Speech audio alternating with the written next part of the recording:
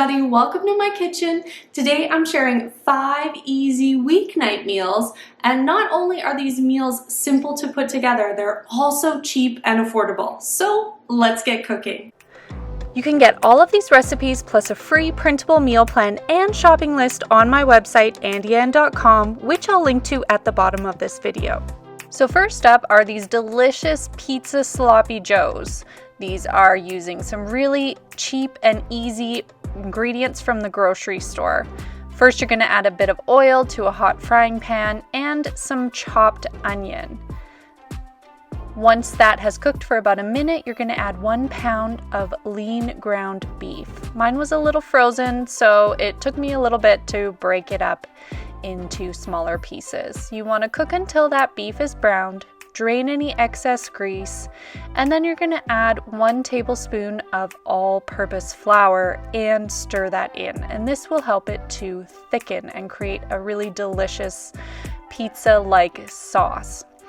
Next, you're adding 1 cup of black beans, 1 shredded carrot, a teaspoon of Italian seasoning, a teaspoon of garlic powder, and a can of pizza sauce. Then you're going to mix this all together. And then you're going to add some Parmesan cheese and grated mozzarella cheese. Once everything is nice and mixed, take some hamburger buns and spread some butter or some cooking oil on the tops of each one. Then you can broil these for just a minute or two until they are toasted, and spread that ground beef pizza mixture on top of each one. Top them with some shredded mozzarella cheese, and then these are going to be placed back in that broiler just for a minute or two to melt that mozzarella cheese.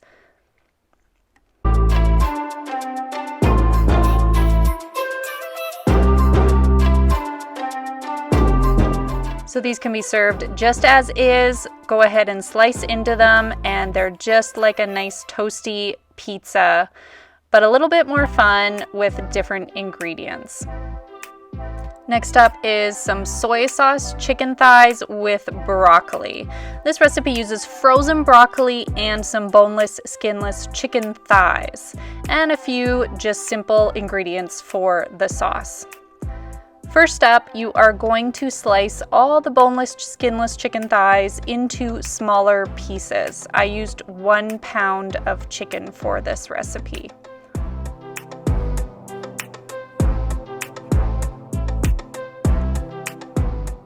Add the chicken to a pot over medium-high heat with some cooking oil. While that chicken is cooking, you can make the sauce, and this includes 3 tablespoons of brown sugar, 2 teaspoons of ginger powder, and I like to mix those together first. Then I'm adding half a cup of water and a 1/4 cup of soy sauce. Set that sauce aside and continue to sear the chicken until it has been browned on all sides. Now you can add the frozen broccoli. I just used a bag of frozen broccoli that I like to buy from Costco. You can use any kind of frozen broccoli that you like. Add it straight frozen to the pot. Now you can dump that sauce over top, and then you want to toss it all together so that it's nice and mixed. You can cover the pot, bring it to a boil, and you want to cover and let it simmer until that broccoli is tender crisp, so it's not too soft, but soft enough that when you poke it with a fork, it's still tender. I like to serve this dish with some white rice, and you can use that extra sauce by drizzling it on top of the rice, the chicken, and the broccoli. This is an easy meal to make for your family. If you want this sauce a little thicker, you can also add a little bit of cornstarch once you remove the chicken and broccoli from the pot to thicken it up.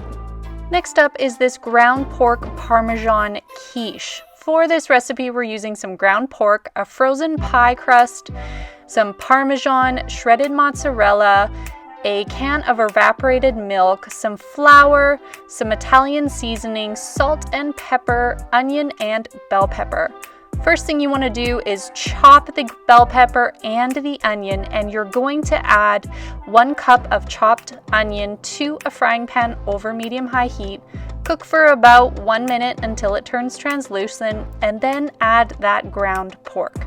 Next, you're going to break it up and let that ground pork brown, and once it's no longer pink, you can stir in the flour and some Italian seasoning, and then you're going to mix that together. Now you can pour in a can of evaporated milk, some ground black pepper, half of the grated Parmesan, and mix that together as well. Heat through and simmer, and then stir in the green bell pepper.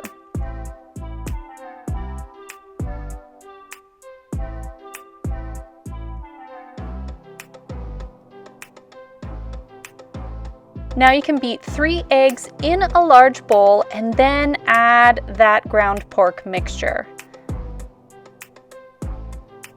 Stir it all together so the egg is nice and mixed through with all the other ingredients. And then in the bottom of this pie crust, you're going to add half of the Parmesan and half of the shredded mozzarella cheese. Add the mixture on top and then just smooth it out with a spatula. It will be nice and full, which is great because it'll be nice and filling for everybody in your family. Bake at 400 degrees Fahrenheit for about 30 minutes until it's nice and golden on the outsides.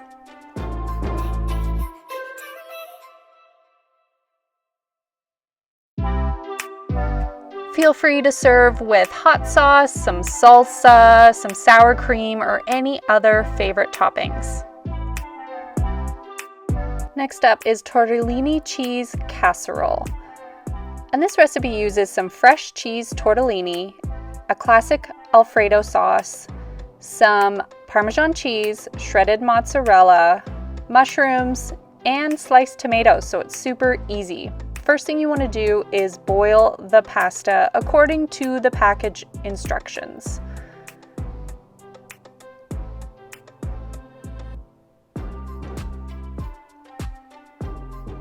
Once the pasta has cooked to al dente, you can remove it and drain any excess water.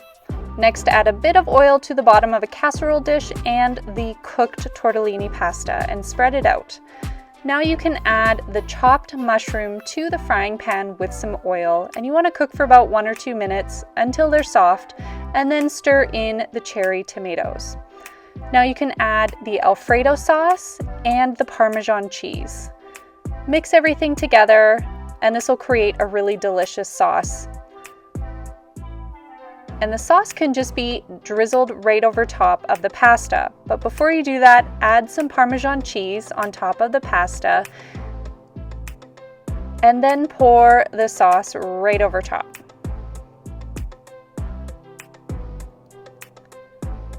Preheat that broiler while you are adding these ingredients to the casserole dish.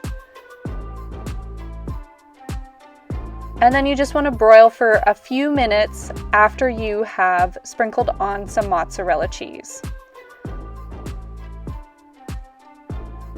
So here's what it looks like after it's broiled for just a couple minutes and the cheese has melted. Now you can just dish it onto plates. As you can see, it's just an easy meal that will fill your family and doesn't require a lot of ingredients. Next up is this one pot chicken thighs with tomatoes and sweet potatoes.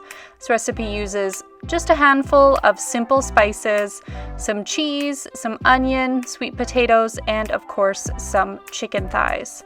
The first thing you want to do is rub some salt and pepper over top of the chicken thighs, and you want to rub them on both sides, so make sure you're seasoning both sides with that salt and pepper and rubbing it in.